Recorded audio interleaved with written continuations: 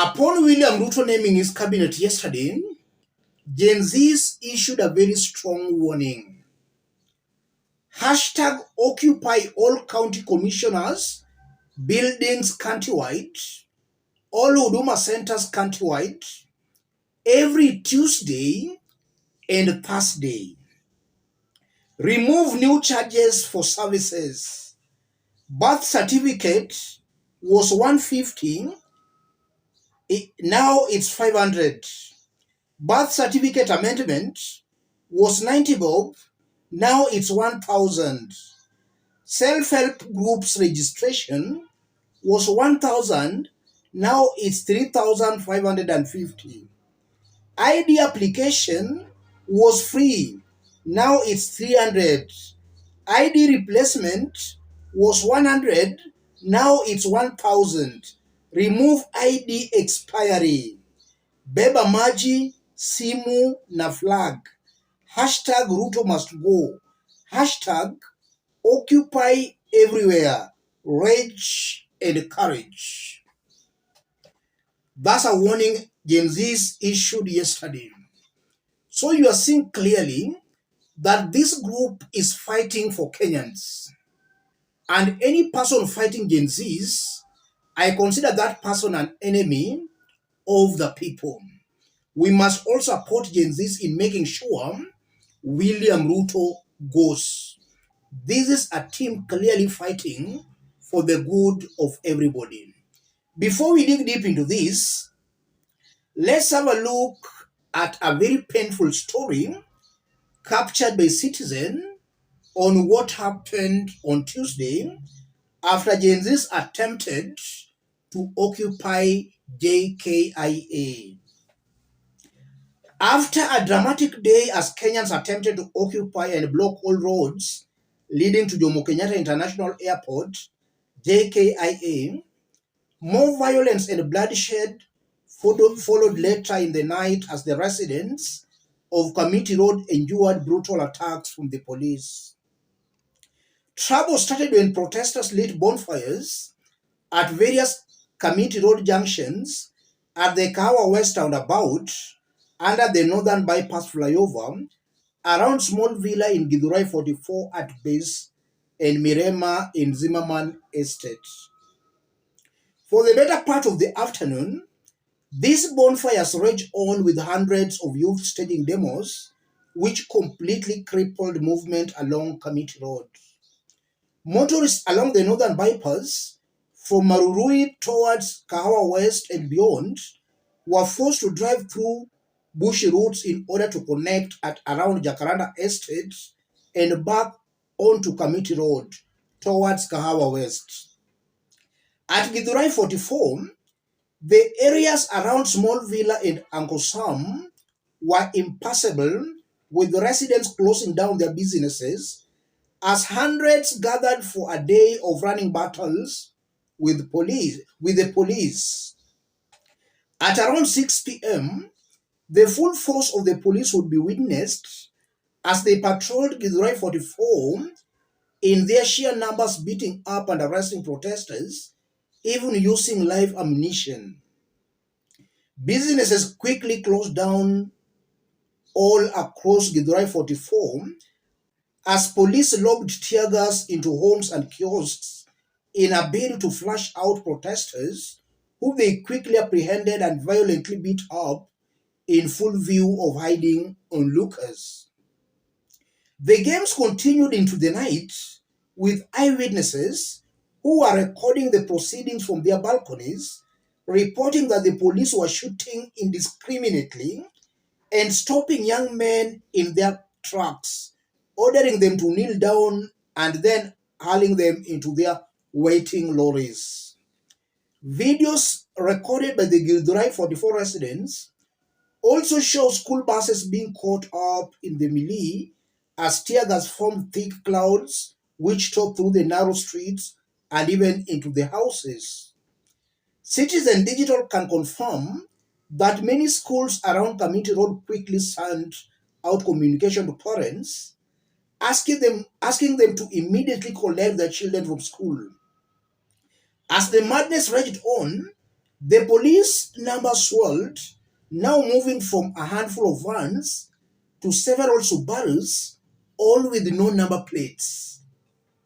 Videos seen by Citizens Digital show plainclothes police officers patrolling the area around Small Villa, just outside the Untitled Lounge, guns pointed as, as protesters camped for safety up and down the road. The Subarus would later drive north toward Zimmerman as they halted around the Tanners area for more than an hour of showdown and running battles. As the night kicked in proper, the drama appeared to have shifted from Githurai 44 to Zimmerman, where police poured in their sheer numbers, dreadfully tearing through the estate, firing live rounds, and even shooting tear gas directly into apartments. Zimmerman, a crowded settlement area with lofty apartments and squeezed streets, would now be the new epicenter as the violence took an unprecedented turn, with residents being flushed out of their homes and balconies, choking with the tear gas fumes. Videos circulating online clearly show the shocking extent of the police brutality. At the ground floor of one apartment, a tear gas canister goes off, creating a scary fireball, and along the tiny pathways, crowds can be seen screaming and running for safety, with the police firing haphazardly at them.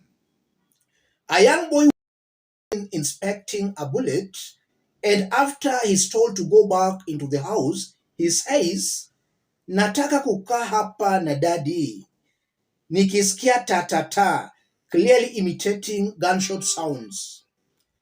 As the videos started pouring onto the internet, especially on X, the names Zimmerman, Githurai 44, and MIREMA started trending. Quickly, a poster was even released featuring a clenched fist and the Kenyan flag. It read, "Our hearts bleed with you, Zimmerman." One of the most gut-wrenching videos from the night of horror show a number of uniformed police officers running down a dark alley towards an unarmed resident. The man who is stranded at the entrance to his home can be heard begging for anyone to open the gates for him, his frantic voice betraying his fear of the impending clash. Nifungulie, nifungulie mlango nisiuliwe, he desperately cries out amid loud wails from onlookers. As the police draw closer to him, one of them opens fire. Twice, the man is immediately silenced. On X, one person sharing the video simply wrote, "Those were his last words. These words will forever echo in my brain and serve as a constant reminder of the police brutality in Kenya. I can't sleep." As late as midnight, X was still getting flooded with the reports of the terror and anguish in Zimmerman, with more videos continuing to show the extent of savagery meted out on the residents. So that's what befell residents of Zimmerman, MIREMA, Githurai 44. So the police used a lot of unnecessary force on the innocent demonstrators. We still remember some weeks back, there was also an incident in Githurai. And we are told very many Kenyans lost their lives in Githurai. And it's even rumored that some of the bodies recovered at a quarry dump site near Quarry Police Station came from Githurai. Why is this government persecuting innocent, peaceful, demonstrating Kenyans?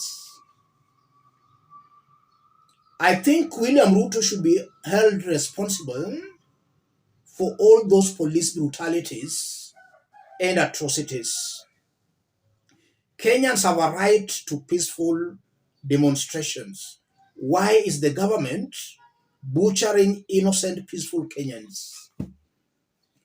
Ruto should be held responsible, and as a result of that, Kenyans should insist and move on with their push. Ruto must go.